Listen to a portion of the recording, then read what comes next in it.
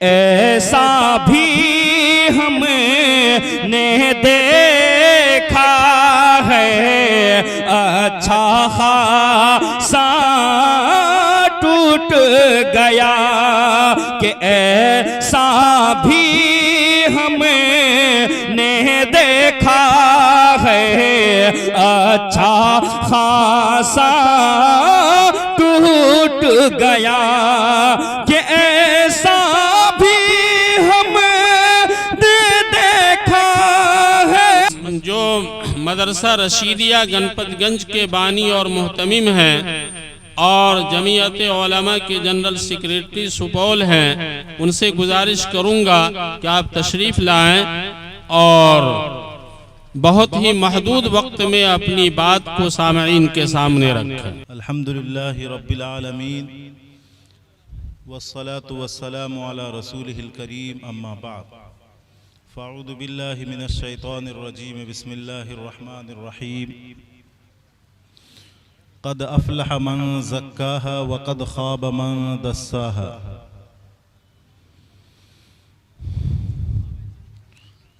وقال النبی صلی اللہ علیہ وسلم من رأى منکم منکرا فلیغیرہ بیدہ ومن لم يستطع فبلسانه ومن لم يستطع فبقلبه وذلك اضعف الایمان صدق اللہ العظیم وصدق رسولہ النبی الکریم۔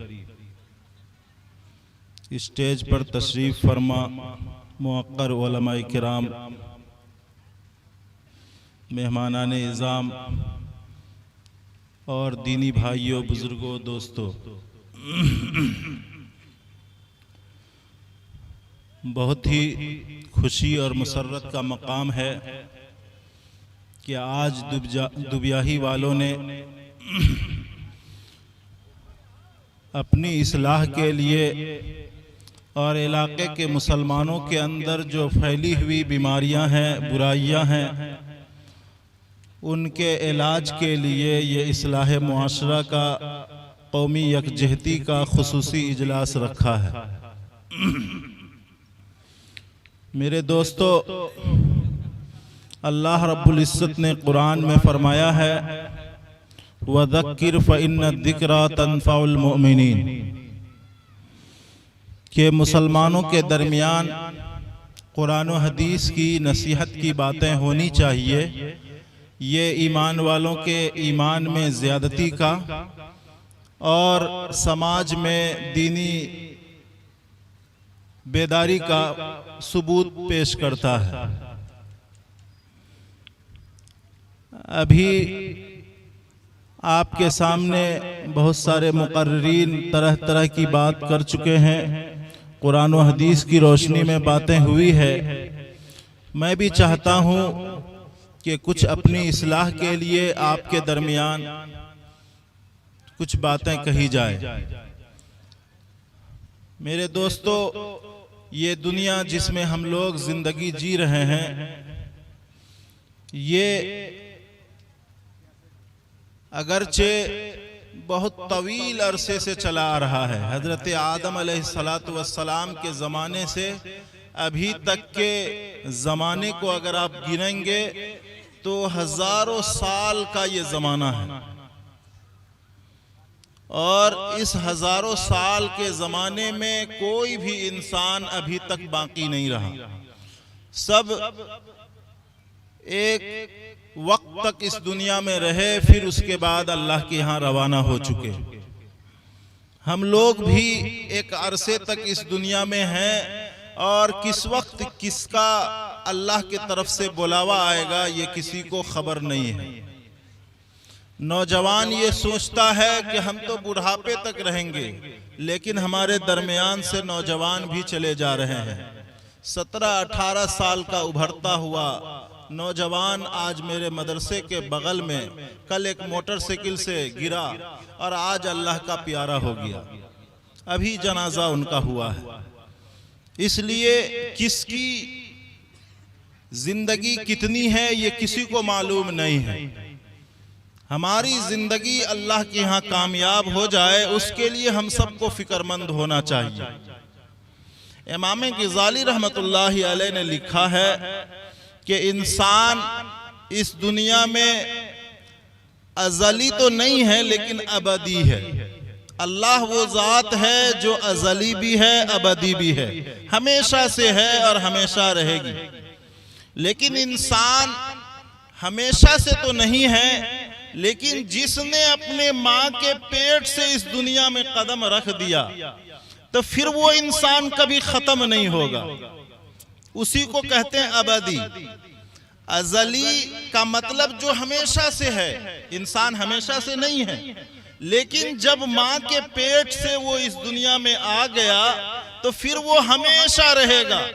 ہم لوگ اس غلط فہمی میں ہیں کہ ہم لوگ مر جائیں گے، مٹی میں مل جائیں گے، ہمارا معاملہ ختم۔ نہیں میرے دوستو، ابھی تو زندگی کی شروعات ہی ہوئی ہے۔ یہ دنیا جس میں ہم رہ رہے ہیں، جتنے دن بھی اس دنیا میں رہیں، اس کے بعد والی جو دنیا ہے وہ عالم برزخ ہے، جس کو قبر کہتے ہیں، قبر کی دنیا۔ پھر ایک وقت تک ہم لوگ قبر میں آرام فرمائیں گے۔ وہ قبر نیک لوگوں کے لیے جنت کا ٹکڑا ہوگا اور برے لوگوں کے لیے جہنم کا ٹکڑا ہوگا۔ پھر اس کے بعد ایک وقت آئے گا جب عالم آخرت کا وقوع ہوگا، سارے انسان حشر کے میدان میں اکٹھے ہوں گے۔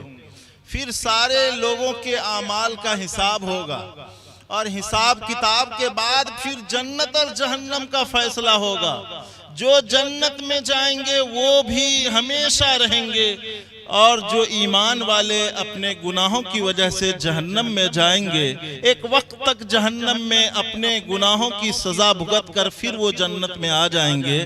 لیکن جو لوگ ایمان سے اپنے آپ کو بالکل ہی خالی کر چکے ہیں، دل کے اندر ذرہ برابر بھی ایمان کی روشنی نہیں ہے، تو وہ انسان ہمیشہ جہنم میں رہیں گے۔ تو جنت اور جہنم میں جانے کے بعد پھر ہمیشہ رہنا ہوگا، پھر کبھی انسانوں کا خاتمہ نہیں ہوگا۔ اسی لیے امام غزالی رحمت اللہ علیہ نے کہا کہ انسان ابدی ہے، ہمیشہ تک رہنے والی مخلوق ہے، اس لیے اپنے کروڑوں برس کی آگے کی زندگی کا محاسبہ اور اس کا فیصلہ آج کی اس دنیا میں ہم لوگوں کو کرنا۔ میرے دوستو، حدیث میں پیارے نبی صلی اللہ علیہ وسلم نے فرمایا کہ جب کوئی انسان کوئی گناہ کرتا ہے، اس کے دل کے اوپر ایک سیاہ نقطہ لگ جاتا ہے۔ دل آئینے کی طرح چمکدار شفاف ہوتا ہے، اور جب کوئی گناہ کا کام ہوتا ہے اس کے اوپر ایک سیاہ نقطہ لگ جاتا ہے۔ اگر انسان کو اپنے گناہ کا احساس ہو گیا، ندامت کی وجہ سے وہ توبہ کر لیتا ہے، تو پھر وہ دل صاف شفاف ہو جاتا ہے۔ لیکن اگر گناہوں پر گناہ کرتا رہا اور توبہ نہیں کیا اور اللہ کی نافرمانی میں آگے بڑھتا چلا گیا، تو آہستہ آہستہ اس کا دل مکمل سیاہ ہو جاتا ہے۔ اور جس انسان کا دل پورا سیاہ ہو جاتا ہے، اس کی بزرگوں نے چند نشانیاں بیان فرمائی۔ علماء نے لکھا ہے کہ جس انسان کا دل مکمل سیاہ ہو گیا، اس کی پہلی نشانی یہ ہے کہ اس کو نیکی کا کام کرنا بوجھ محسوس ہوگا۔ اس کو کہیے کہ بھائی مسجد چلو تو بہت گراں گزرے گا کہ بھائی مسجد میں نماز پڑھنے میں، اور اگر کسی جماعت کے بھائی کی تشکیل کی وجہ سے، کسی عالم دین کے کہنے کی وجہ سے اگر مسجد میں چلا بھی گیا تو مسجد میں دم گھٹتا رہے گا۔ جب تک مسجد سے ٹوپی پھینک کر کے باہر نہ نکل جائے، اس وقت تک اس کو سکون نہیں ملے گا۔ اسی لیے حضور پاک صلی اللہ علیہ وسلم نے فرمایا کہ مسجد میں مسلمانوں کا دل ویسے ہی لگتا ہے جیسے مچھلی کو پانی میں دل لگتا ہے۔ مچھلی کو پانی میں دل لگتی ہے کہ نہیں لگتی ہے؟ اسی طرح ایمان والے کا دل اگر مسجد میں لگ رہا ہے تو سمجھ لے کہ ہمارا ایمان تازہ ہے۔ اور منافقوں کو مسجد میں ویسے ہی بھاری اور گراں گزرتا ہے جیسے مچھلی کو پانی سے باہر نکال لیا جائے۔ تو میرے دوستو، جب دل پورا سیاہ ہو جاتا ہے اور دل میں اندھیرا چھا جاتا ہے تو اس کی نشانی بزرگان دین نے یہ لکھی ہے کہ نیکی کرنا اس کو بوجھ محسوس ہوتا ہے۔ قرآن پڑھنا جانتا ہے لیکن اس کو کہا جائے بھائی قرآن پڑھو تو ہاتھ میں پارے لے کر کے قرآن پڑھنے کے لیے اس کا دل مائل نہیں ہوتا، اس کے دل پر گراں گزرتا رہتا ہے۔ اور دوسری نشانی بزرگان دین نے یہ لکھا کہ جس انسان کا دل مکمل سیاہ ہو جاتا ہے اس کو گناہ کی جھجک ختم ہو جاتی ہے۔ ایمان والے کے دل میں جب ایمان کی تازگی نورانیت باقی رہتی ہے تو ہر گناہ کے پہلے اس کے دل میں ایک جھجک پیدا ہوتی ہے، شرمندگی کا احساس ہوتا ہے اور اس کا دل ٹھٹکتا رہتا ہے، قدم بڑھنے سے جھجکتا ہے کہ میں مسلمان ہو کر گناہ کروں، لوگ کیا کہیں گے۔ اور جب دل پورا سیاہ ہو جاتا ہے تو نوجوان کہے گا میں نے غیر محرم عورت سے بات کیا، ذرہ بھی برابر بھی میرے دل پر کوئی جھجک کا احساس نہیں ہوا۔ موبائل میں گھنٹوں فلم دیکھتا ہوں، ننگی تصویریں دیکھتا ہوں، ذرا سا بھی میرے دل پر گراں نہیں گزرتا ہے۔ گراں کیا گزرے گا، تمہارا دل تو پہلے سے گناہوں کی وجہ سے سیاہ ہو چکا ہے۔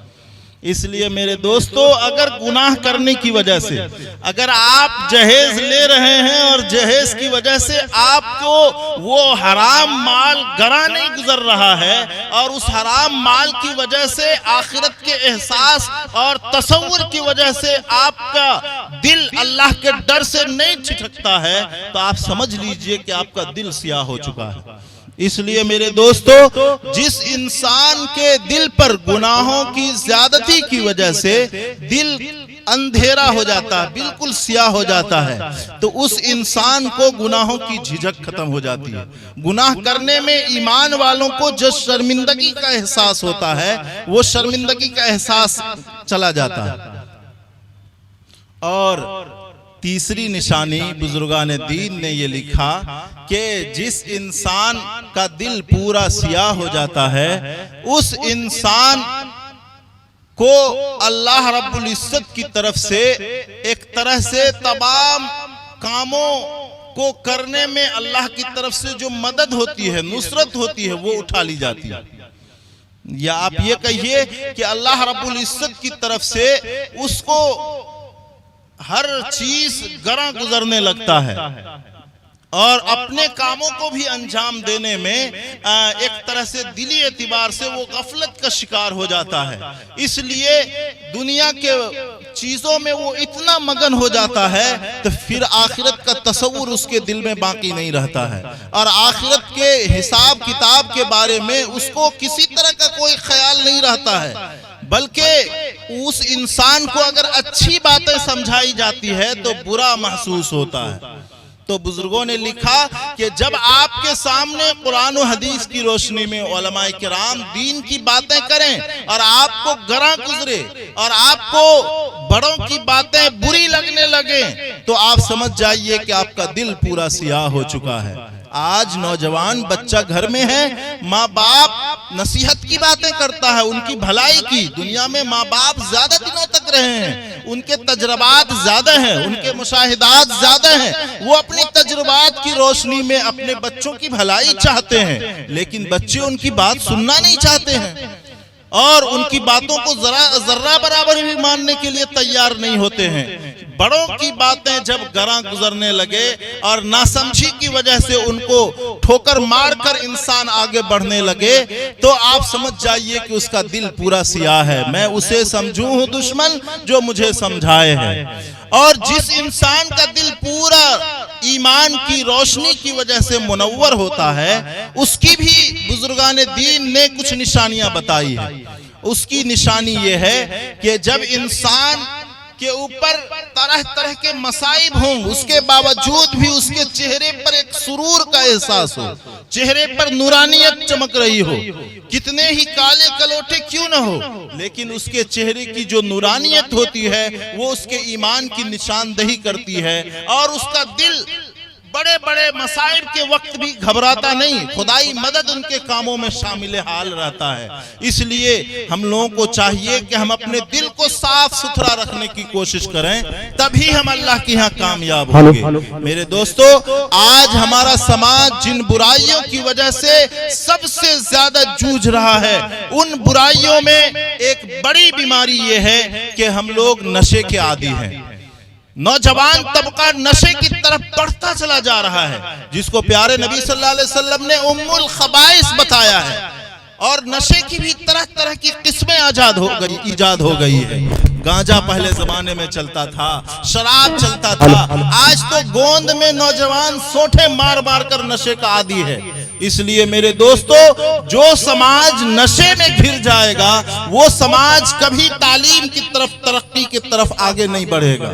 اس لیے اگر آپ آگے بڑھنا چاہتے ہیں تو اپنے دل و دماغ کو دانش مندانہ طریقے پر، عقل مندانہ طریقے پر استعمال کرنے کا شعور پیدا کیجئے۔ اپنے عقلوں کو، دماغ کو قابو میں رکھیے۔ اللہ نے آپ کو دو قیمتی برتن دیے ہیں۔ دماغ، انسان کو اللہ نے علم کے لیے بہترین برتن دیا ہے، اور دل اللہ کی عشق کے لیے بہترین برتن ہے۔ اور ان دونوں کو اگر غلط مصرف میں استعمال کیا جائے گا تو انسان کے اندر اسراف یا افراط و تفریط، یعنی کہ بڑھوتری، کسی چیز میں حد سے زیادتی یا حد سے زیادہ کمی پیدا ہو جائے گی۔ دماغ کو اللہ نے علم کے برتن کے لیے چنا ہے، اس لیے اگر کوئی آدمی صالح علم سے اپنے دماغ کو بھرتا ہے تو وہ انسان اپنے آپ کو کامیابی سے ہمکنار کرتا ہے۔ لیکن علم کے ساتھ ساتھ انسان کا ایک دل بھی ہے، اور وہ اللہ کی محبت کے لیے ترستا رہتا ہے۔ اگر علم ہے لیکن دل اللہ کی محبت سے، اللہ کے تقوی سے، خشیت سے، اللہ کی للہیت سے خالی ہے، تو اس علم کی وجہ سے انسان کامیاب نہیں ہوگا۔ شیطان بہت بڑا عالم تھا، لیکن اس کے دل کا برتن اللہ کی محبت سے، عشق سے خالی تھا، ناکام ہو گیا۔ اس لیے بزرگان دین نے لکھا ہے کہ علم کا جو برتن دماغ ہے، اس کو کنٹرول کرنے کے لیے انسان کا دل ہے۔ اس دل میں اللہ کی محبت ہونی چاہیے، اور دل میں کسی نہ کسی کی محبت ہوتی ہے۔ اگر مزاجی عشق کی وجہ سے ہم نے اپنے دل کو پراگندہ کر دیا ہے، اپنے دل کو ہم نے میل کچیل اور بہت ساری پراگندگیوں کی وجہ سے آلودہ کر دیا ہے، تو اس کو صاف ستھرا کیجئے۔ ان علماء کرام، بزرگان دین کی صحبت میں بیٹھئے، اور بیٹھ کر دل کے برتن کو اللہ کی محبت سے بھریے۔ اگر اللہ کے دل میں محبت ہے تو انسان علم کی وجہ سے کامیاب ہوگا، اور کتنا بھی علم حاصل کر لے، کتنی علم کی بلندیوں کو، معراج کو پہنچ جائے، لیکن دل میں اگر اللہ کی محبت نہیں ہے، عشق اللہ کی نہیں ہے، تو وہ انسان کبھی کامیاب نہیں ہوگا۔ صرف علم کی وجہ سے انسان کے اندر انانیت آتی ہے، تکبر پیدا ہوتا ہے، عجب اور خود پسندی کا عادی بنتا ہے، اور جب دل میں اللہ کی محبت آ جائے تو اس علم کو انسان کو تکبر کی طرف بڑھنے سے روکتا ہے۔ میں آپ کو بتاؤں کہ دنیا میں سب سے پہلا گناہ، جب اللہ نے دنیا کو بنایا تو اللہ کی کبھی نافرمانی نہیں ہوئی تھی، نہ کوئی گناہ ہوا تھا۔ سب سے پہلے اگر اللہ کی نافرمانی ہوئی تو وہ تکبر کی وجہ سے ہوئی۔ سب سے پہلے اللہ کی نافرمانی ہوئی، اللہ کے عرش پر ہوئی۔ کہاں پر ہوئی سب سے پہلی نافرمانی؟ اللہ کے عرش پر۔ اللہ نے اس جدول آدم کا خطاب دیا تھا، جتنے بھی اللہ کے مخلوق تھے سب کے سب سجدے میں گر گئے، لیکن شیطان مردود کہنے لگا کہ انا خیر منہ، میں تو انسان سے بہتر ہوں۔ آپ نے انسان کو مٹی سے پیدا کیا ہے، مٹی کو لوگ پیر تلے روندتے ہیں، اس کو بے عزت کرتے ہیں، ذلیل کرتے ہیں، اور مجھے تو آگ سے آپ نے بنایا ہے۔ آگ جب زمین پر جلائی جاتی ہے تو وہ بلندی کی طرف جاتی ہے، اس لیے آگ کا ایک رتبہ ہے، آگ کا ایک مرتبہ ہے، اور مٹی کی کوئی عزت نہیں ہے۔ اس کو پیر کے نیچے لوگ ذلیل کرتے ہیں، کدالی سے کاٹتے ہیں۔ ذلت کا نہایت ہی برے مقام پر مٹی ہے، اس لیے حضرت آدم علیہ السلام کے سامنے सजदा करने से शैतान मुकर गया और अल्लाह रब्बुल इज्जत के सामने हुज्जत बाजी पर आ गया। सिर्फ इल्म ने उसको घमंड में मुब्तला किया था। इस घमंड ने, तकब्बुर ने अर्श के ऊपर अल्लाह की नाफरमानी पर उसको आमादा किया। इसलिए अल्लाह रब्बुल इज्जत ने कहा फखरुज फइन्नका रजीम। अल्लाह रब्बुल इज्जत ने कहा तुम मरदूद होकर यहाँ से हमेशा के लिए निकल जाओ। मेरे दोस्तों, वही शैतान आज हमारे दरमियान नफरत पैदा करता है और जहेज के लिए हमको उकसाता है। तरह तरह के समाजी बुराइयों में हम लोग मगन हैं। इसलिए तमाम समाजी बुराइयों से अपने आप को पाकीज़ा कीजिए और शैतान के नक्शे कदम पर मत चलिए। अल्लाह रब्बुल इज्जत ने कुरान में कहा इन्न शैतान लकुम अदुव्वुन फत्तखिदूहु अदुव्वा। शैतान तुम्हारा दुश्मन है, तुम उसको दुश्मन समझ करके जिंदगी गुजारोगे तभी तुम कामयाब हो सकते हो। इसलिए मेरे दोस्तों, अल्लाह रब्बुल इज्जत का शुक्र मनाइए कि अल्लाह रब्बुल इज्जत ने इन अजीम उलमाए किराम को आप लोगों के दरमियान कुरान और हदीस की रोशनी में खिताब का मौका दिया है। इसलिए हम लोगों की पहली तरजीह ये होनी चाहिए कि हम लोग अपने दिल की इस्लाह करें। दिल में अगर अल्लाह की मोहब्बत होगी तभी हम सही तरीके से मुआशरे की इस्लाह कर सकेंगे। अगर मुआशरे की इस्लाह के लिए बड़ी से बड़ी जद्दोजहद करना चाहें तब भी वो कामयाबी से हमकिनार नहीं हो सकती है जब तक हम अपने दिल से, अपनी जात से इस्लाह का आगाज न करें। आज पूरी बस्ती का ठेकरा हम अपने सर ले लेते हैं, पूरे इलाके का ठेकरा सर ले लेते हैं, लेकिन हमारे घर में बच्चे बिगड़ रहे हैं। उनकी तालीम पर हम पैसे नहीं खर्च करते, उनकी बेहतर तरबियत पर हम तवज्जो नहीं देते, अपने घर के माहौल को दीनदाराना नहीं बनाते, जबकि अपने बच्चों की तरबियत ये अंबिया का मिशन रहा है। हजरत याकूब अलैहिस्सलातु वस्सलाम बड़े अजीम पैगंबर हैं, वो इंतकाल कर रहे हैं, उनके बेटों में भी एक पैगंबर हैं और बड़े बड़े सहाबी हैं और उनसे ये किसी भी तरह का अंदेशा नहीं था कि हजरत याकूब अलैहिस्सलाम के इंतकाल के बाद वो बुराई के रास्ते पर चले जाएंगे। लेकिन अल्लाह रब्बुल इज्जत ने कुरान में उनका वाकया जब बयान किया तो कहा हजरत याकूब अलैहिस्सलातु वस्सलाम का मौत के वक्त का नक्शा खींचा है और वो नक्शा अजीबो गरीब अंदाज में खींचा है। फरमाया अम कुंतुम शुहदा इद हज़रा याकूब अल मौत, क्या तुम्हें कुछ खबर भी है कि हजरत याकूब अलैहिस्सलाम के इंतकाल के वक्त क्या वाकया पेश आया। उनके 12 साहबजादे थे, सबको बैठाया और बैठाकर कहने लगे मा ताबुदून मिन बादी। मेरे दोस्तों, दुनिया में जो इंसान भी रहता है अपने बच्चों की खैर खाही के लिए, भलाई के लिए आखिरी वक्त में चाहता है नसीहत करके जाएं। जिसको जो चीज अजीज होती है, कारोबार अजीज है तो उसके बारे में वसीयत करता है, जमीन जायदाद अजीज है उसके बारे में वसीयत करता है, और किसी बड़े से बड़े फैक्ट्री में लगा हुआ है उसके बारे में अपने बच्चों को वसीयत करता है। लेकिन नबियों की जिंदगी में ईमान से बढ़कर कोई चीज अजीज नहीं होती और ईमान दुनिया में सबसे कीमती अल्लाह के खजाने की दौलत है। इसलिए उससे ज्यादा किसी और चीज की फिक्र नहीं हो सकती। हजरत याकूब अलैहिस्सलाम अपने बेटों से कह रहे हैं मा ताबुदून मिन बादी, अरे बेटो मुझे ये तो बताओ मेरे बाद तुम ईमान के रास्ते पर साबित कदम रहोगे या ईमान से हट जाओगे। तो उन बच्चों ने यकीन दिलाया और मुकम्मल यकीन दहानी के साथ कहा नाबुदु इलाहका व इलाह आबाइक। जब उनका यकीन हो गया हजरत याकूब अलैहिस्सलाम को कि मेरे बच्चे मेरे बाद गलत रास्ते पर नहीं जाएंगे, ईमान से भटकेंगे नहीं बल्कि ईमान पर साबित कदम रहेंगे, तब उनकी मौत आई। उससे पहले वो फरिश्ते को मौत के लिए इजाजत नहीं दे रहे थे। इसलिए मेरे दोस्तों, हमें भी कुछ ऐसा करना है कि अपने बच्चों की ईमान की फिक्र दामनगीर हो। आज बहुत अफसोस होता है, हमारे समाज की बच्चियां गैरों के साथ शादी कर रही है, बच्ची मुर्तद हो रही है, वो आला तालीम हासिल कर रही है और हमारे बच्चे आला तालीम हासिल नहीं कर रहे हैं, जिसकी वजह से उनके जोड़ का लड़का अपने समाज में नहीं मिलता, मजबूरी में उनको हिंदू लड़कों को तरजीह देना पड़ता है। इसलिए मेरे दोस्तों, बच्चियों को भी तालीम दिलाइए और बच्चों को ज्यादा आला तालीम दिलाइए ताकि आपके समाज में उन बच्चों के लिए जो आला तालीम हासिल कर रहे हैं, कोई लड़का यानी कि نہ ملے تو وہ مجبوری میں غیر مسلم لڑکوں سے شادی نہ کرے.